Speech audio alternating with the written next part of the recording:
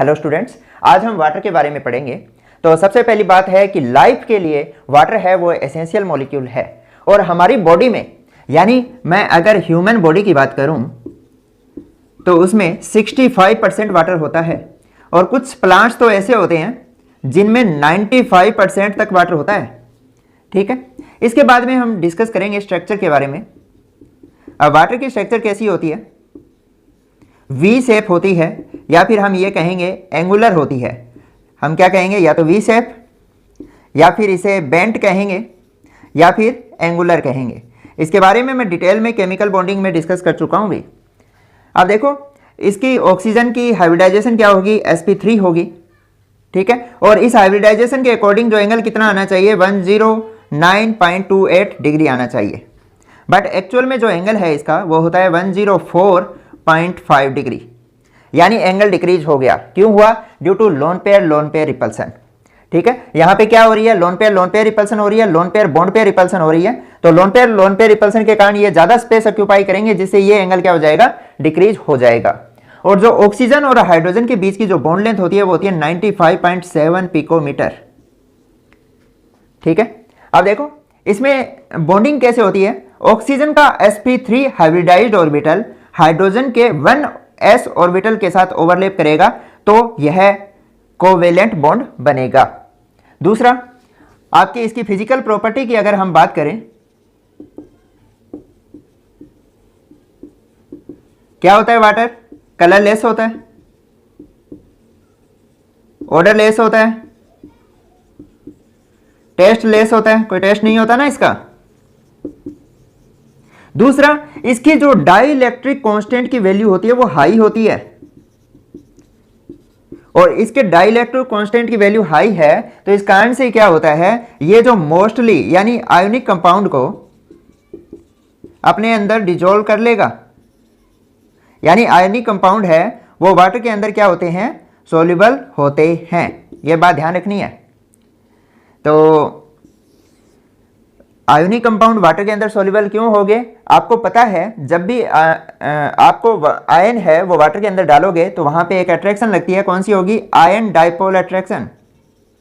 ठीक है, और इस अट्रैक्शन के दौरान जो एनर्जी रिलीज होती है उसे हम कहते हैं हाइड्रेशन एनर्जी। और अगर हाइड्रेशन एनर्जी लेटिस एनर्जी से ज्यादा है तो वो कंपाउंड आसानी से वाटर के अंदर क्या हो जाएगा, सॉल्युबलाइज हो जाएगा। कुछ कोवेलेंट मॉलिक्यूल भी होते हैं जो वाटर के अंदर सॉल्युबल होते हैं। कौन कौन से? जैसे आपका एल्कोहल है या कार्बोहाइड्रेट है, तो ये वाटर के अंदर क्यों सॉल्युबल है? Due to H bonding. ये वाटर के साथ क्या करेंगे, हाइड्रोजन बॉन्ड बना लेंगे, इस कारण से ये वाटर के अंदर सॉल्युबल है। अब दूसरा देखो, वाटर की क्या यूनिक प्रॉपर्टी है, क्योंकि ये हाइड्रोजन बॉन्ड बनाता है।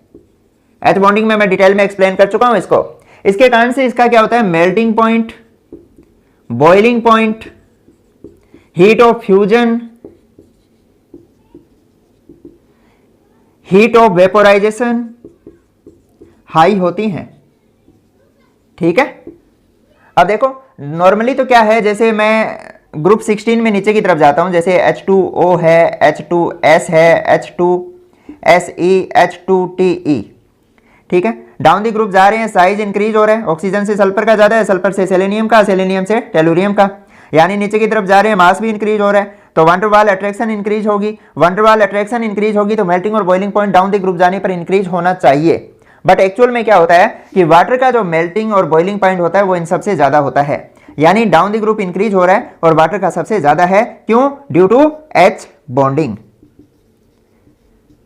ठीक है, तो पहले इतना नोट करो। आपका जो वाटर होता है वो एक पोलर मॉलिक्यूल है, क्योंकि ऑक्सीजन हाईली इलेक्ट्रोनेगेटिव होती है, इस पे पार्शियल नेगेटिव चार्ज आ जाएगा, और हाइड्रोजन पे क्या आ जाएगा, पार्शियल पॉजिटिव चार्ज आ जाएगा। तो इसकी जो डाइपोल मोमेंट की वैल्यू होगी वो होगी 1.84 डिबाई। दूसरा हम डिस्कस करने जा रहे हैं आइस के बारे में। अब वाटर को अगर मैं कंडेंस करता हूं या सॉलिड फॉर्म में या क्रिस्टलाइज करता हूं तो आपकी क्या बनेगी, आइस बनेगी। आपको अच्छे से पता है। तो मैं वाटर को दो तरह से क्रिस्टलाइज कर सकता हूं। एक तो क्या होगा, 8 एटमॉस्फेरिक प्रेशर, और दूसरा है 8 वेरी लो टेम्परेचर। अगर मैं एटमॉस्फेरिक प्रेशर के ऊपर वाटर को क्रिस्टलाइज करता हूं तो हेक्सागोनल फॉर्म बनेगी, और दूसरा वेरी लो टेम्परेचर पे करता हूं तो क्यूबिक फॉर्म में ये क्रिस्टलाइज होगा। ठीक है, तो अब देखो आइस के अंदर क्या होता है कि वाटर के मॉलिक्यूल हाइड्रोजन बॉन्डिंग के द्वारा जुड़े हुए रहते हैं। कैसे? जैसे ये एक वाटर का मॉलिक्यूल है, ये दूसरा वाटर का मॉलिक्यूल है, ये तीसरा वाटर का मॉलिक्यूल है, और इस तरह से क्या होंगे, बहुत सारे वाटर के मॉलिक्यूल होंगे। अब एक ऑक्सीजन पे 2 लोन पेयर है तो ये 2 हाइड्रोजन बॉन्ड आसानी से बना लेगा। अब ये 2 हाइड्रोजन है तो ये 2 वाटर के मॉलिक्यूल से आसानी से एसोसिएट हो जाएंगे। यानी एक वाटर का मॉलिक्यूल कितने वाटर के मॉलिक्यूल के साथ एसोसिएटेड हो सकता है? 4 वाटर के मॉलिक्यूल के साथ, 2 ऑक्सीजन के द्वारा और 2 ही हाइड्रोजन के द्वारा। ठीक है, यह बात आपको ध्यान रखनी है। जैसे ये इसके साथ बॉन्ड बना लेगा, अब क्या होगा, जब ये हाइड्रोजन बॉन्डिंग बनती है तो इस दौरान क्या होता है कि इनके बीच में वैकेंट स्पेस रह जाता है। ठीक है, यानी हम ये कहेंगे इसका जो आइस होती है वो केज लाइक स्ट्रक्चर होती है। अब इस वैकेंट स्पेस में क्या होगा, इस वैकेंट स्पेस को हम क्या कह सकते हैं? इंटरस्टिशियस भी तो बोलते हैं ना, या इसे होल्स बोल सकते हो या वॉइड बोल सकते हो। ठीक है, तो इस जो वैकेंट स्पेस है या इंटरस्टिशियस है उसमें लार्ज साइज के एटम आ सकते हैं, या फिर क्या हो सकता है कि स्मॉल साइज के मॉलिक्यूल भी आ सकते हैं, ट्रैप हो जाएंगे इसमें। ठीक है, स्मॉल साइज के मॉलिक्यूल्स, तो स्मॉल साइज के मॉलिक्यूल जैसे आपका मीथेन है, क्लोरीन है, ये ट्रैप हो सकते हैं इसके अंदर। दूसरा, लार्ज साइज के एटम कौन कौन से हो सकते हैं? Argon, krypton, xenon. ठीक है, तो ये इसके अंदर ट्रैप हो जाएंगे, तो जो कंपाउंड बनेगा उसे हम कहेंगे क्लेथ्रेट्स। मोस्ट इंपॉर्टेंट है भाई, वाटर के अंदर यानी आइस के अंदर जो वैकेंट स्पेस है या इंटरस्टिशियस है उसमें लार्ज साइज के एटम या स्मॉल साइज के मॉलिक्यूल ट्रैप हो जाएंगे, तो उससे जो नया कंपाउंड बनेगा उसे हम क्या कहेंगे? क्लेथ्रेट्स कहेंगे। तो कौन कौन सी नोबल गैस है वो क्लेथ्रेट बनाती है? Argon, krypton, xenon. यानी आपकी नोबल गैसेस कौन सी है?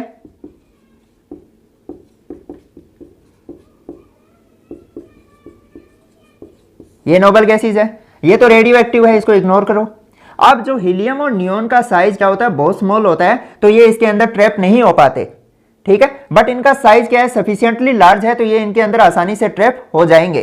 तो आर्गन, क्रिप्टन, जिनोन है वो क्लेथ्रेट बनाएंगे, बट हीलियम और नियोन है वो क्लेथ्रेट नहीं बनाते। मोस्ट इंपॉर्टेंट है, क्वेश्चन बन सकता है। ठीक है, अब क्या होगा, इनके अंदर वैकेंट स्पेस है, तो इसका मतलब क्या हुआ कि जो आइस की डेंसिटी होगी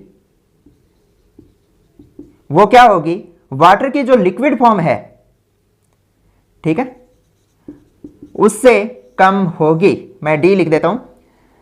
तो आइस की जो डेंसिटी है लिक्विड वाटर के कंपेयर में क्या होगी? कम होगी। यानी आइस है वो वाटर की लिक्विड फॉर्म के ऊपर क्या करेगा? फ्लोट करेगा। जैसे ये आइस है और ये क्या है? लिक्विड वाटर है, तो इसके ऊपर क्या करेगा? ये फ्लोट करेगा, क्योंकि इसकी डेंसिटी क्या है? कम है। क्यों डेंसिटी कम है? क्योंकि ये हाइड्रोजन बॉन्डिंग बनाती है तो इनके बीच में वैकेंट स्पेस रह जाते हैं, जिससे इसकी वॉल्यूम बढ़ जाती है, बट मास तो उतना ही है ना। डेंसिटी क्या होती है? मास बाय वॉल्यूम तो होती है। ठीक है, तो वैकेंट स्पेस के कारण वॉल्यूम तो बढ़ गई है, वॉल्यूम बढ़ेगी तो डेंसिटी क्या होगी? घटेगी। अब क्या होगा, मैं टेम्परेचर जैसे ही इंक्रीज करूंगा तो ये जो बॉन्ड है हाइड्रोजन बॉन्ड वो टूटने शुरू हो जाएंगे। ठीक है, तो हाइड्रोजन बॉन्ड टूटेंगे तो जो वैकेंट स्पेस है उसमें क्या होंगे? वाटर के मॉलिक्यूल आने शुरू हो जाएंगे। ठीक है, यानी वॉल्यूम डिक्रीज होनी शुरू हो जाएगी और डेंसिटी इंक्रीज होनी शुरू हो जाएगी। तो जो मैक्सिमम डेंसिटी होती है वो कितने पे होगी? वो होगी 277 केल्विन पर, या फिर 4 डिग्री सेल्सियस टेम्परेचर के ऊपर होगी। यानी मैं टेम्परेचर 4 डिग्री तक बढ़ाता हूं तो इनके बीच में जो वैकेंट स्पेस है उसमें वाटर के मॉलिक्यूल आते जाएंगे, वॉल्यूम डिक्रीज होती जाएगी और डेंसिटी बढ़ती जाएगी। अब अगर मैं 4 डिग्री से ज्यादा टेम्परेचर करूंगा तो जो वाटर के मॉलिक्यूल है वो एक्सपेंड होना शुरू हो जाएगा। क्यों भाई? क्योंकि इनके बीच में जो बॉन्डिंग है वो वीक होनी शुरू हो जाएगी। अब वाटर का मॉलिक्यूल एक्सपेंड होगा तो वॉल्यूम बढ़ेगी, वॉल्यूम बढ़ेगी तो डेंसिटी डिक्रीज होनी शुरू हो जाएगी। तो ये मोस्ट इंपॉर्टेंट है। वाटर की जो मैक्सिमम डेंसिटी होती है वो कितने डिग्री सेल्सियस पे होती है? 4 डिग्री सेल्सियस पे होगी। अब एक बात और ध्यान रखनी है कि वाटर में हर एक ऑक्सीजन 4 ऑक्सीजन के द्वारा सराउंडेड रहती है। जैसे एक ऑक्सीजन ये हो गया, दूसरा ऑक्सीजन ये हो गया, तीसरा यहां पे कोई और ऑक्सीजन होता तो वो हो जाता, और चौथा यहां पे ऑक्सीजन और होता तो वो हो जाता। ठीक है, या फिर मैं ये कह दूं हर एक वाटर का जो मॉलिक्यूल है वो 4 अदर वाटर मॉलिक्यूल के द्वारा बॉन्डेड रहेगा।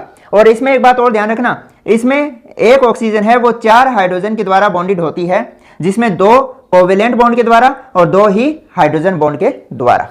नोट करो। अब हम डिस्कस करने जा रहे हैं केमिकल प्रॉपर्टीज ऑफ वाटर। तो पहली प्रॉपर्टी है एम्फोटेरिक नेचर। आपका जो वाटर होता है वो एम्फोटेरिक नेचर होता है उसका, यानी यह एसिड और बेस दोनों की तरह बिहेव करता है। कैसे भाई? जैसे अगर मैं वाटर की रिएक्शन करवा दूं अमोनिया के साथ, तो यह प्रोटॉन डोनर की तरह काम करेगा, यानी ये अपना H+ अमोनिया को दे देगा, जिससे अमोनियम आयन बनेगा और खुद OH- में कन्वर्ट हो जाएगा। ये रिएक्शन क्या होती है? रिवर्सिबल रिएक्शन होती है, यानी ये प्रोटॉन ले रहा है तो बेस की तरह काम कर रहा है, और ये प्रोटॉन दे रहा है तो ये एसिड की तरह काम करेगा। ठीक है। अब दूसरा कि अगर मैं वाटर की रिएक्शन करवा दूं H2S के साथ, तो ये रिएक्शन भी रिवर्सिबल होगी। अब यहां पर क्या करेगा, H2S है वो स्ट्रॉन्ग एसिड है एज कंपेयर टू वाटर, तो यह अपना H+ वाटर को दे देगा, तो वाटर हाइड्रोनियम आयन में कन्वर्ट हो जाएगा और यह HS- में कन्वर्ट हो जाएगा। यानी यहां वाटर है वो बेस की तरह काम कर रहा है और ये एसिड की तरह काम कर रही है।